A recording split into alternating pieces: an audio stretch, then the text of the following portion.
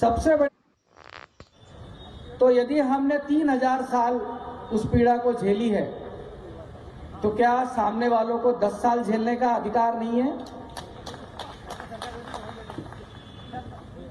सबसे बड़ी बात यह है कि यदि अब भी हम नहीं जागे तो निश्चित रूप से मान के चलना कि ये आखिरी पीढ़ी है। अभी मैं राजगढ़ गया था तो राजगढ़ में हमारे एक कर्मचारी साथी मिले। वो अपनी सरनेम जो है वो अपनी कास्ट के हिसाब से लगाते हैं। तो मैंने पूछा उनको, मैंने कहा यार बहुत सारे लोग जो है अपने कास्ट के को सरनेम के रूप में नहीं लगाते हैं, आपने अपने नाम के आगे भील क्यों लिखा हुआ है? तो उन्होंने कहा साहब ये भील मेरी अस्मिता है, मेरी पहचान है, इसके बिना मेरी कोई पहचान नहीं है। अगर मैं भील की जगह कुछ और लिख दूंगा तो मेरी अपनी पहचान खो जाएगी।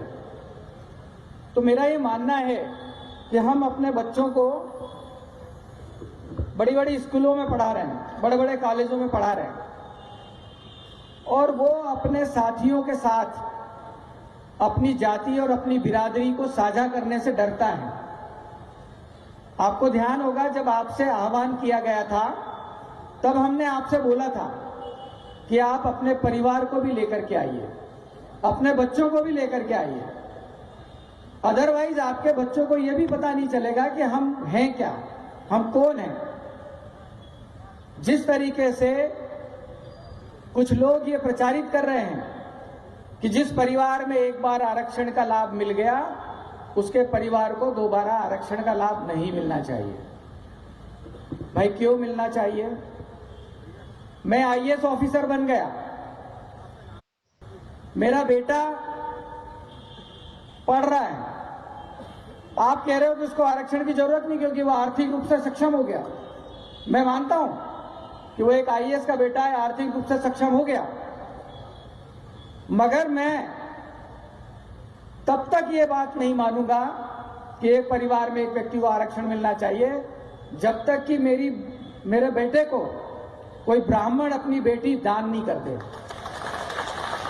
या उससे उसका संबंध नहीं बना दे। केवल आर्थिक आधार की अगर बात है तो जब तक ये रोटी बेटी का व्यवहार नहीं होता तब तक हमको समाज के पिछड़ेपन के कारण, सामाजिक पिछड़ेपन के कारण हमें आरक्षण की पात्रता मिलती रहेगी। आप खत्म कर दीजिए जाति, हमें नहीं चाहिए आरक्षण, कोई दिक्कत नहीं। आप जाति खत्म कर दीजिए, भेदभाव खत्म कर दीजिए। आपको पता है अभी जो एग्जाम हुई उसमें हमारे एससी एसटी के लोग सिलेक्ट नहीं हुए, उनको योग्य उम्मीदवार नहीं मिले।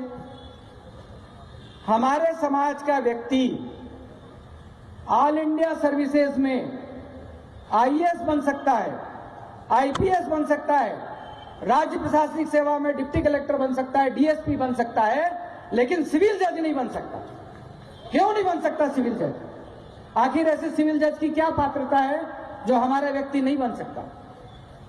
हमारा बेटा, हमारा बच्चा, हमारे समाज का व्यक्ति, हमारे समाज की बेटियां क्लेट क्लियर करने के बाद में दिल्ली, बॉम्बे, बड़े बड़े शहरों में जाकर के वकालत की डिग्री हासिल करते हैं, एलएलबी करते हैं, एलएलएम करते हैं, उसके बाद एग्जाम दे करके बड़े बड़ी सर्विसेज में सिलेक्ट हो जाते हैं। उनके पासिंग मार्क्स 75% से ऊपर है। लेकिन सिविल जज की ऐसी कौन सी एग्जाम होती है जिसमें हमारा बच्चा 40%, 50% मार्क्स नहीं ला सकता? आपने उसके लिए कट ऑफ मार्क्स रख दिया 50% और आपने ये तय कर लिया कि हमको इसको 49.95 नंबर देना है, 50 नंबर नहीं देना है। आपने देख लिया कि इंटरव्यू में हमको इसको 20 नंबर नहीं देना है, इसको 19.5 नंबर देना है। तो भाई कौन सिविल जज बना देगा हमारे बच्चों को? ये कौन सा आरक्षण है? ये कौन सा नियम है? और ये कौन कर रहा है? ये हमारा हाईकोर्ट कर रहा है, जिससे हम न्याय की उम्मीद करते हैं, जिससे हम बाबा साहब के संविधान के हिसाब से चलने की गारंटी मानते हैं, जिसको ये वहीं से हो रहा है।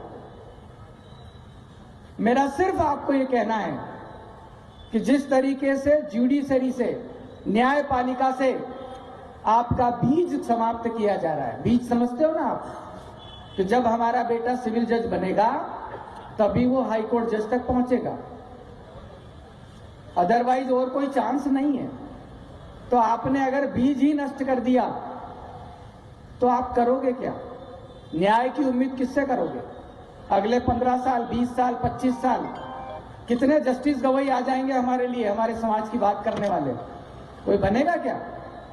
इसलिए मैं बोल रहा था कि ये हमारी आखिरी पीढ़ी है और इस पीढ़ी के लिए लड़ने का जो दायित्व है वो सिर्फ हमारा है और हम ही इसके लिए लड़ सकते हैं। अभी बहुत सारे लोग हैं जो अपने समाज को, अपनी जाति को छिपाने का प्रयास करते हैं।